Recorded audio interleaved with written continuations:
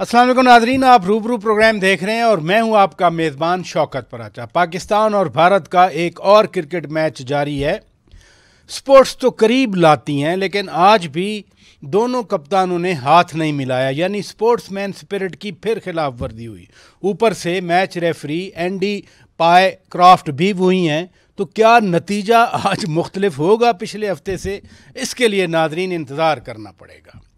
पाकिस्तान जिंदा दिल लोगों की सरजमीन है। इसी तरह पाकिस्तान का लैंडस्केप भी बड़ा डाइवर्स है। दुनिया भर के टूरिस्ट पाकिस्तान आना चाहते हैं। आज का ये प्रोग्राम हम स्पोर्ट्स और टूरिज़म के हवाले से आपके सामने पेश कर रहे हैं। प्रोग्राम के पहले हिस्से में कनाडा से आई हुई एक सयाह गैब्रियल बटिस्ट हमारे रूबरू होंगी। हम उनसे पाकिस्तान में जो उनका एक्सपीरियंस हुआ है उस पर बात करेंगे। जबकि प्रोग्राम के दूसरे हिस्से में मैं बहुत अहम बात करूंगा, क्योंकि इस्लामाबाद में एक बड़ा स्पोर्ट्स कॉम्प्लेक्स है और इस स्पोर्ट्स कॉम्प्लेक्स को इस्लामाबाद के सरकारी तालीमी इदारों में स्टूडेंट्स के लिए खोला गया है। तो प्रोग्राम का आगाज़ करते हैं और इस वक्त हमारे रूबरू हैं कनाडा से आई हुई एक मेहमान मिस गैब्रियल बेटिस, जो कि पाकिस्तान में सैर व सियाहत के लिए आई हैं। Thank you so much for coming to Pakistan and then coming to our studio. Lovely to be here. To begin with, I was talking in my introduction about the sports and tourism. I understand cricket is not very popular in Canada. You don't have any team, but you know cricket because the shared colonial legacy, both Pakistan and Canada, they lived under United Kingdom, Britain, and cricket is the game of gentlemen. Anything during your stay in Pakistan that you heard about cricket, and especially when it comes to a match between India and Pakistan? So exciting. So Oh. I had the pleasure of meeting Shoaib Akhtar not very long ago, I and see. that got me interested in the game. So I saw my first ever cricket match at the last match between India and Pakistan. And I'm rooting for Pakistan. Let's get it done. So, at least some interest you are showing in the game of cricket, especially when India Pakistan are playing. Absolutely. It's a match for the century, especially after the recent conflict. It's very important. You have been touring Pakistan. How long you been here in Pakistan? So I've been here on and off, going back to Canada, to Okay. Italy, probably for around a year. Okay. Yes, so settling in after meeting the love of my life. You found your love of life in Pakistan. I did. And I'll Oh. tell you a little secret. Yeah. I met him online on a language learning app and then moved here, left everything so that I could be with him and enjoy this culture. So, I mean, it's your love that brought you here. Correct. And you found the true love. I did.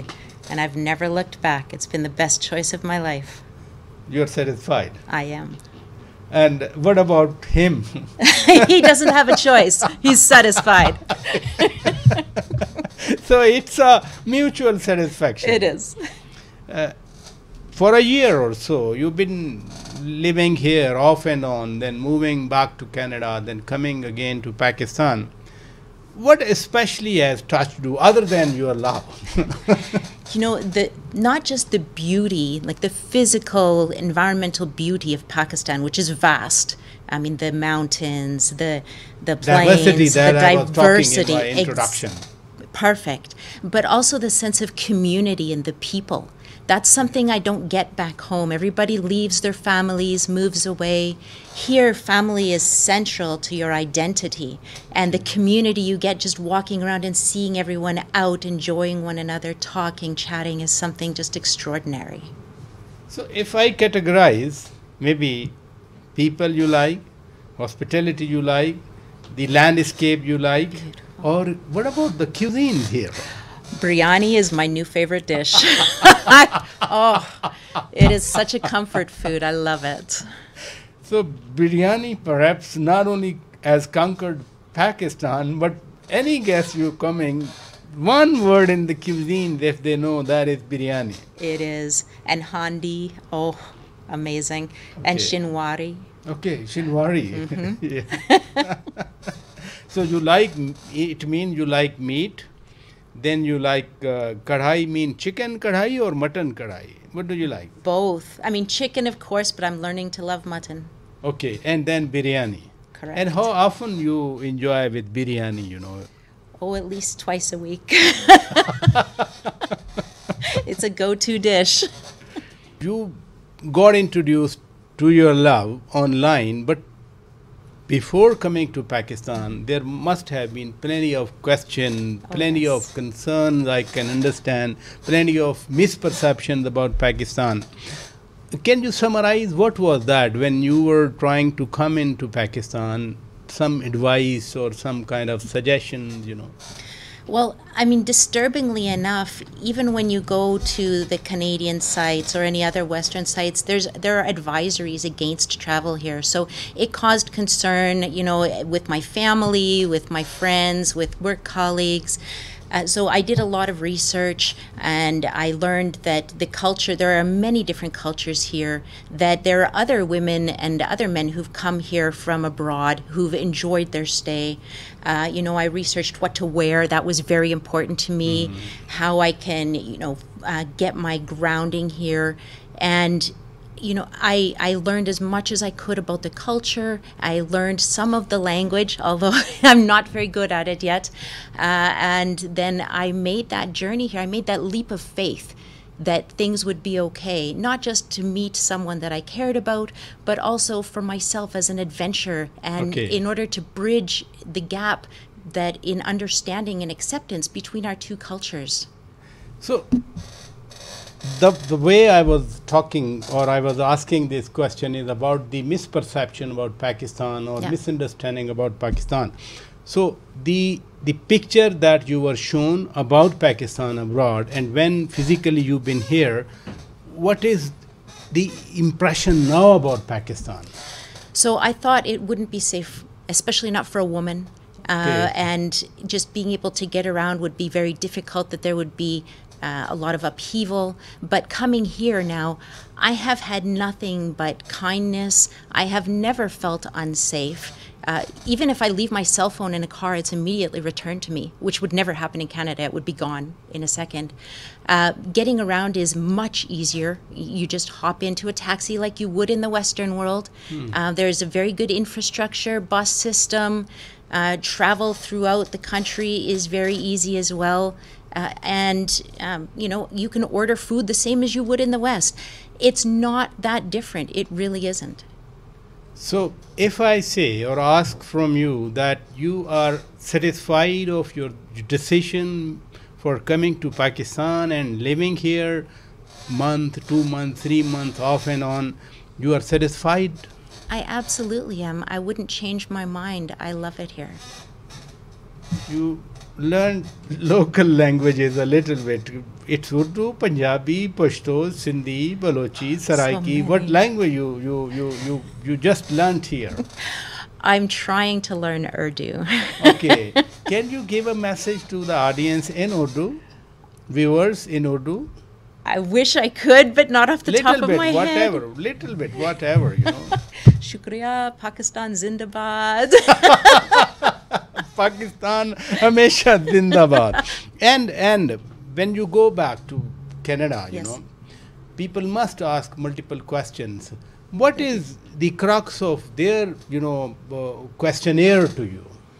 They want to know, am I safe? Am I being taken care of properly? Am I able to access the things that I need to live in the style that I'm accustomed to, being very privileged, you know, coming from a privileged background, which I acknowledge.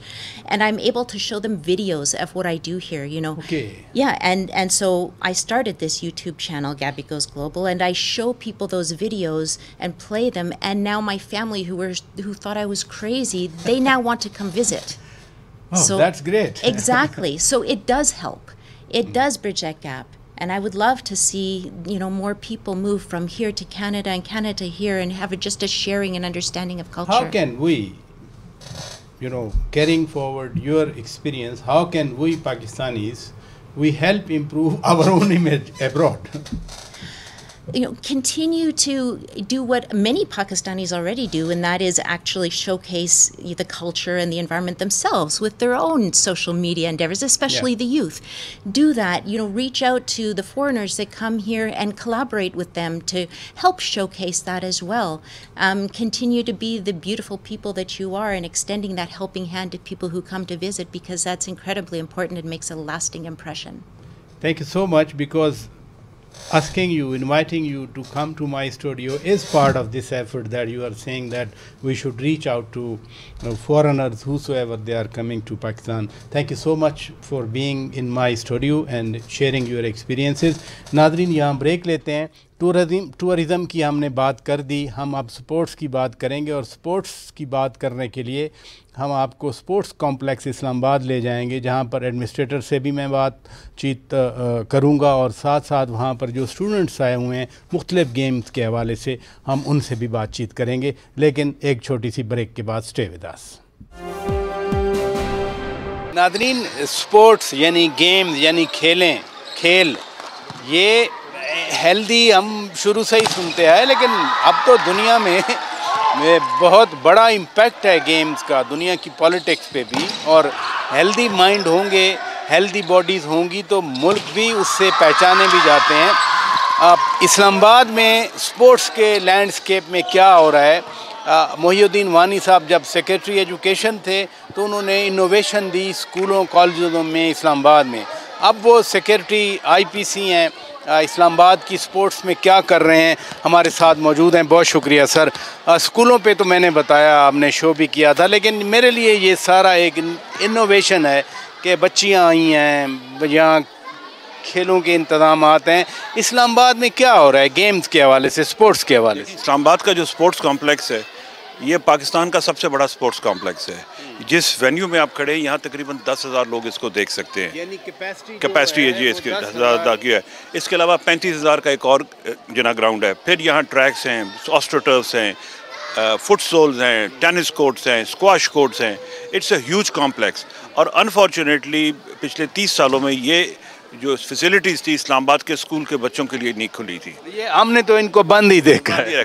तो इंशाल्लाह हमने, हमारे DG साहब ने मिलकर ये फैसला किया कि हम इन फैसिलिटीज़ को इस्लामाबाद के स्कूलों के बच्चों के लिए खोलेंगे, ताकि उनको पता चले कि किस क्वालिटी की सर्विस अवेलेबल है, और वो स्कूल के स्पेयर आवर्स में, इवनिंग में, वीकेंड्स पे आके इन फैसिलिटीज़ को यूज़ करें, यहाँ के ट्रैक्स को यूज़ करें, फुटबॉल ग्राउंड्स को यूज़ करें, क्योंकि sports is part of education. Healthy body, active body, ये उसके लिए ज़रूरी है. फिर हमने यहाँ नई फैसिलिटीज़ और भी बन रही, यहाँ के स्विमिंग पूल्स बहुत अच्छे हैं, इंडोर भी आउटडोर भी. फिर यहाँ एक बॉक्सिंग अरीना बन रहा है, वो इंशाल्लाह अगले 2 हफ्ते में फंक्शन हो जाएगा. मिक्स मार्शल आर्ट स्टार्ट हो रही है, चेस स्टार्ट हो रही है.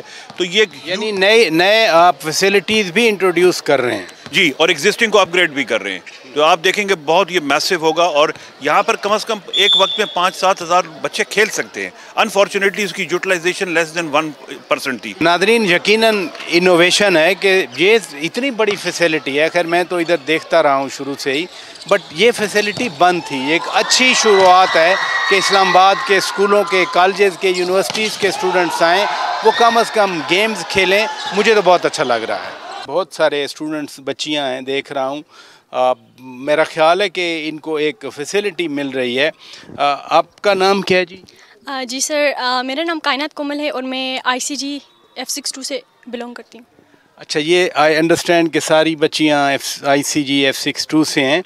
ये ओपनिंग मिल रही है आप लोगों को. ये वॉलीबॉल ग्राउंड हॉल देखा मैंने, पीछे हॉकी की फैसिलिटी है, वो तो बहुत बड़ा फुटबॉल स्टेडियम है.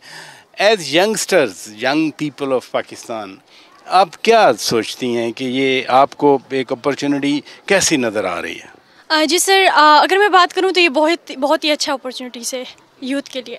बिकॉज सर, पिछले साल जब मैं आई थी तो मैंने लड़कियों को इंटरेस्टेड देखा और वो बहुत गेम्स में इंटरेस्टेड थे. और नाउ ये जो इनिशिएटिव अभी है तो ये लड़कियों के लिए बहुत सपोर्टिव बन सकता है, बिकॉज दे वांट कि वो इंटरनेशनली भी गेम खेलें, और it's important for their mental and their physical health, and ये बहुत अच्छा है उनकी ग्रोथ के लिए, खासकर वीमेंस के लिए. It's the best option for them.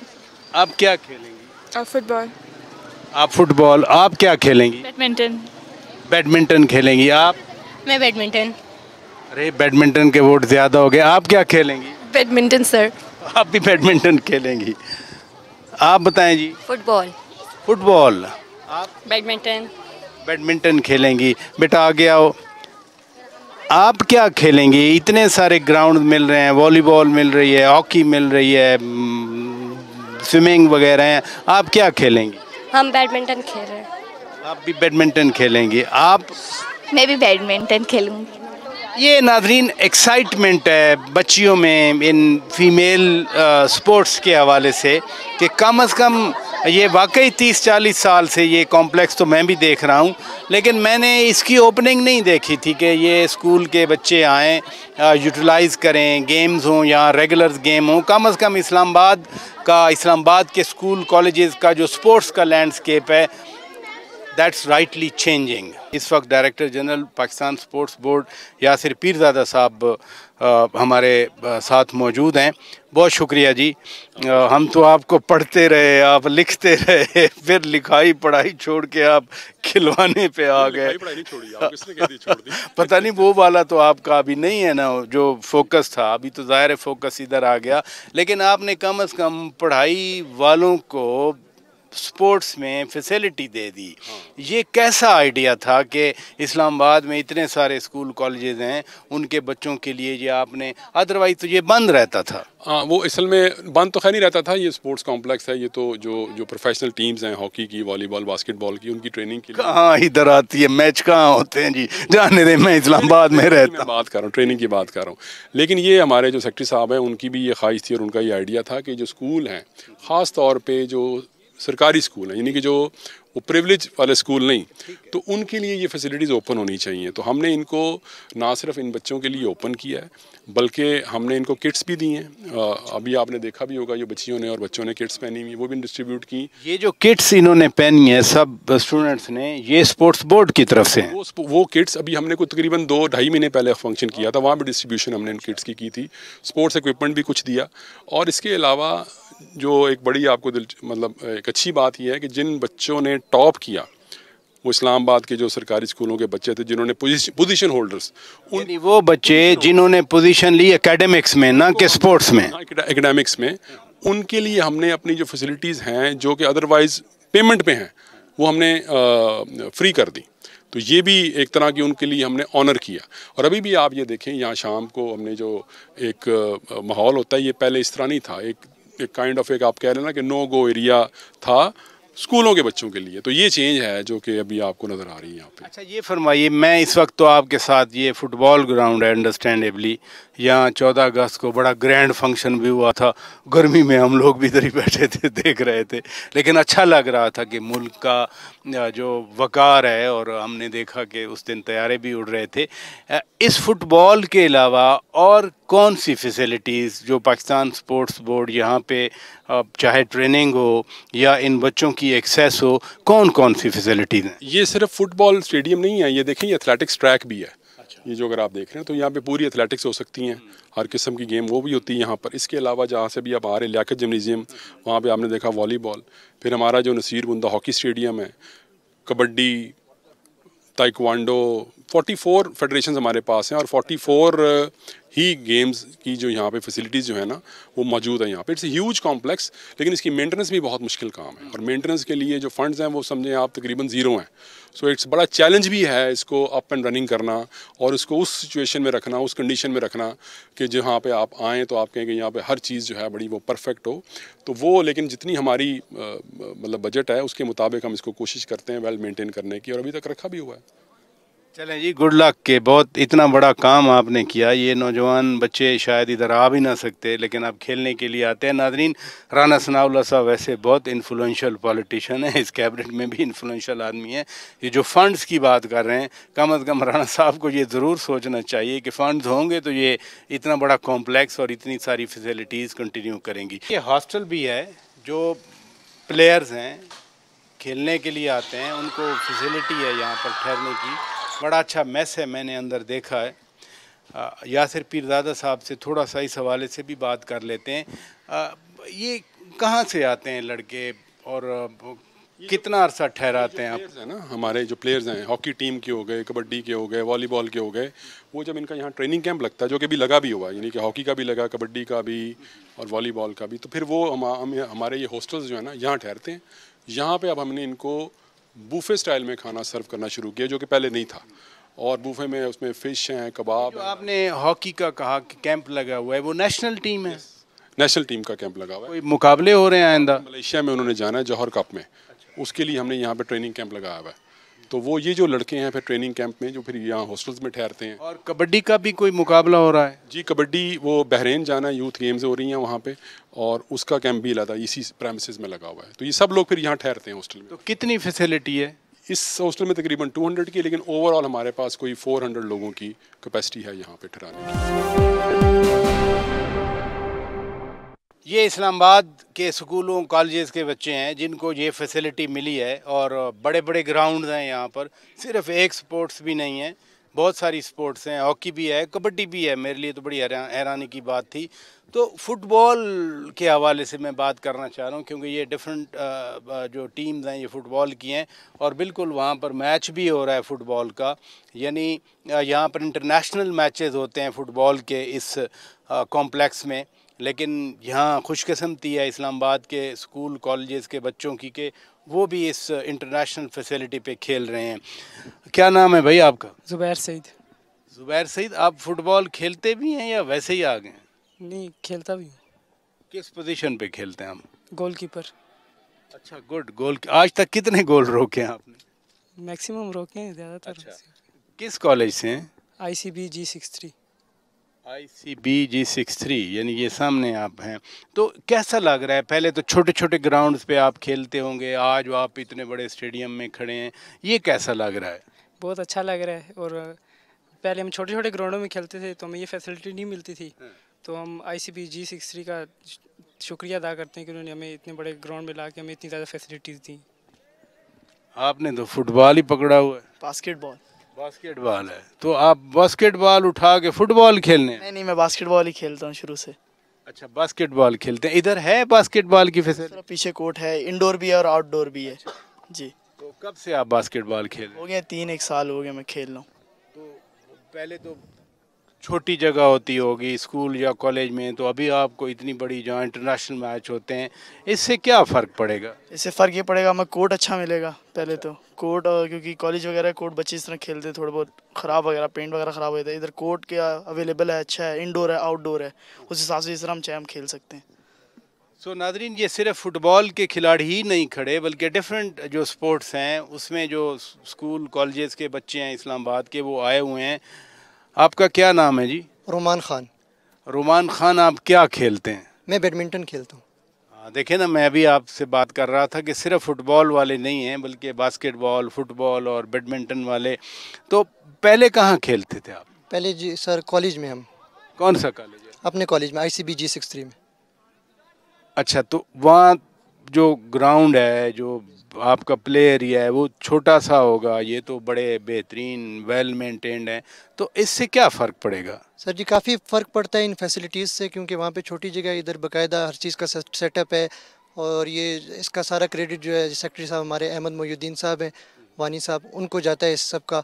क्योंकि जो छोटी जगह पे खेलते हैं वो भी ठीक है, लेकिन जो फैसिलिटीज़ हैं यहाँ पे, कोच हैं, और जिस तरह सारा सिस्टम होता है, तो उसमें जो है वो आपकी जो सलाहियत है वो बाहर आपको जो है वो नुमायाँ होती है सर। यानी सिर्फ ये नहीं है कि आपको ग्राउंड मिले, प्ले एरिया मिला, बल्कि कोचिंग भी मिल रही है आपको? जी सर। तो क्या देखते हैं आप, जब ये साल 2 साल 3 4 5 साल के बाद जब यही आपके साथी जो हैं ये बड़े ग्राउंड में खेलेंगे, कुछ परफॉर्मेंस में भी फ़र्क पड़ेगा? जी सर, बिल्कुल फ़र्क पड़ेगा इसमें। आप क्या देखते हैं जी? क्या देखती? क्या खेलते हैं आप? बैडमिंटन। आप भी बैडमिंटन खेलते हैं, तो अभी कैसा लग रहा है बड़े एरिया में आके? बहुत अच्छा लग रहा है। क्यों अच्छा लग रहा है? फैसिलिटीज़ मिली हैं, उसके बाद कोचेज़ मिले हैं। पहले तो छोटे छोटे ग्राउंड में जाके खेलते थे, ना कोई सही पता था रूल्स एंड रेगुलेशंस के बारे में। अब सही पता भी चलेगा और हमारी जो कारकर्दगी होगी और उभर के बाहर आएगी। असल बात यह है कि परफॉर्मेंस अच्छी देनी है, इतना बड़ा ग्राउंड मिल गया आपको, आपको कैसा लग रहा है जी? मुझे बहुत अच्छा लग रहा है। क्यों? क्योंकि यहाँ पे बहुत अच्छी फैसिलिटीज़ है और बहुत बड़ा ग्राउंड भी है। आप क्या खेलते हैं? मैं स्विमिंग करता हूँ। देखा ना नाज़रीन के फुटबॉल, उसके बाद बैडमिंटन, उसके बाद बास्केटबॉल और अभी जो है वो स्विमिंग पूल तो खैर मैंने देखा हुआ है, बहुत अच्छा है, बड़ा सारा है। तो पहले आपका ज़हन में कभी आइडिया आया था कि हुकूमत वाली जो स्विमिंग पूल की फैसिलिटी है आप उधर जाएंगे स्विमिंग करेंगे?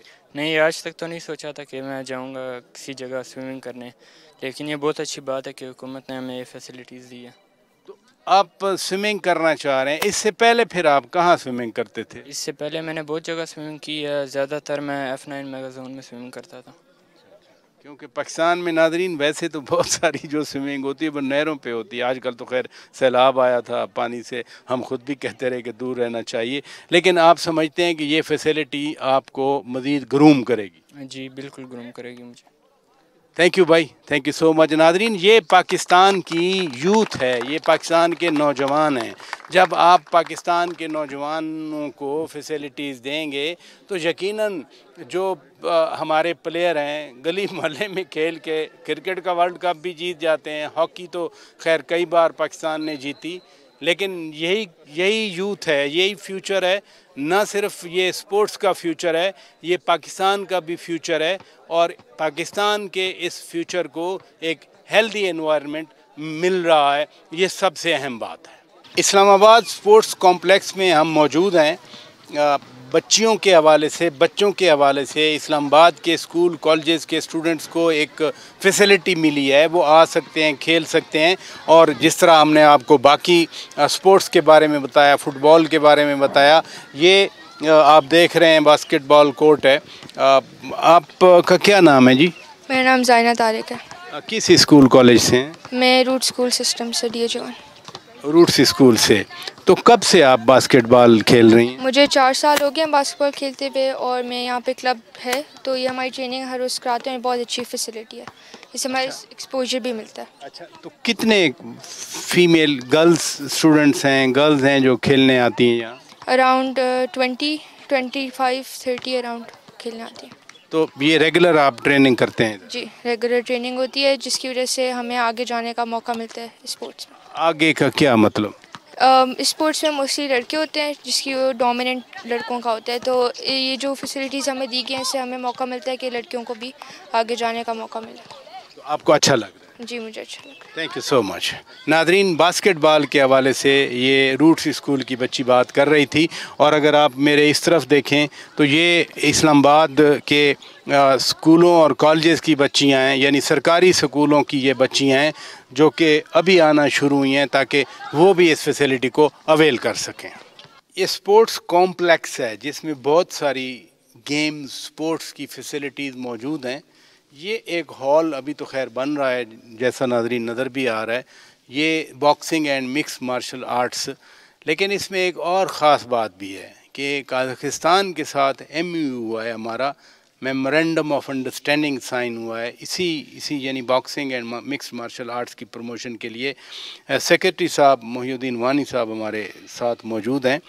ये तो बड़ी बात है कि स्पोर्ट्स में हम अपने जो हमसाया मुल्क हैं, दोस्त मुल्क हैं, उनके साथ शराकत दारी कर रहे हैं। ये हॉल बन रहा है, कब तक मुकम्मल हो जाएगा और फंक्शनल होगा? इंशाल्लाह अगले 2-1 हफ्ते में ये हॉल कंप्लीट हो जाएगा और ये फंक्शनल हो जाएगा। लेकिन इसकी formal inauguration president of Kazakhstan आएंगे नेक्स्ट मंथ, इंशाल्लाह उनके हाथ से होगी और प्राइम मिनिस्टर भी होंगे और तब तक ये तमाम इसमें फैसिलिटीज़ पूरी हो चुकी होंगी। और ये मिक्स मार्शल आर्ट, बॉक्सिंग और उसके अलावा चेस भी, तो जो उनकी चेस फेडरेशन है, चेस का भी हॉल खुद डिज़ाइन किया है। तो उनके इसमें जो इंटरेस्टिंग बात है कि इंफ्रास्ट्रक्चर हमारा है लेकिन ट्रेनर्स उनके आ रहे हैं। सो ये जो कज़ाकिस्तान का फैक्टर है उसमें क्या क्या चीज़ें शामिल हैं, यानी कज़ाकिस्तान की तरफ से क्या होगा, हमारी तरफ से क्या होगा? क्या ये फैसिलिटी भी पाकिस्तान के चेस प्लेयर्स हों, बॉक्सर्स हों या मिक्स्ड मार्शल आर्ट्स के स्टूडेंट्स हों या प्लेयर्स हों, उनको भी अवेलेबल होगी? जी सबको अवेलेबल होगी।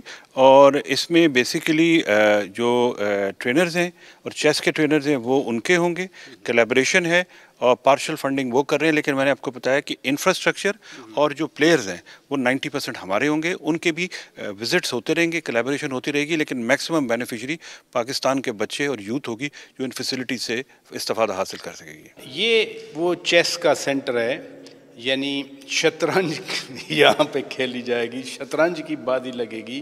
कजाकिस्तान पाकिस्तान स्पोर्ट्स सेंटर दोस्ती इस हॉल का नाम है। Deputy DG Pakistan sports board Naveed साहब हमारे साथ हैं।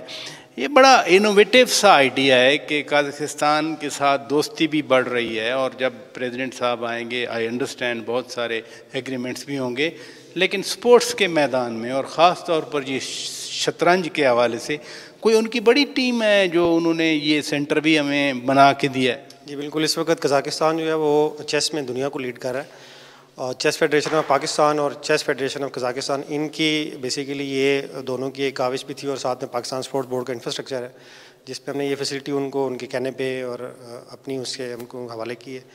तो इसमें बेसिकली ये चूँकि मल्टीपर्पज़ है, और इसके अंदर कजाकिस्तान पाकिस्तान और प्लस इसके साथ एक और फैक्टर भी है, आमिर खान बॉक्सिंग हॉल, तो जो हमारे नेशनल वो हीरो ही हैं आमिर खान, उनकी भी बेसिकली एक यहाँ पे फैसिलिटी होनी है।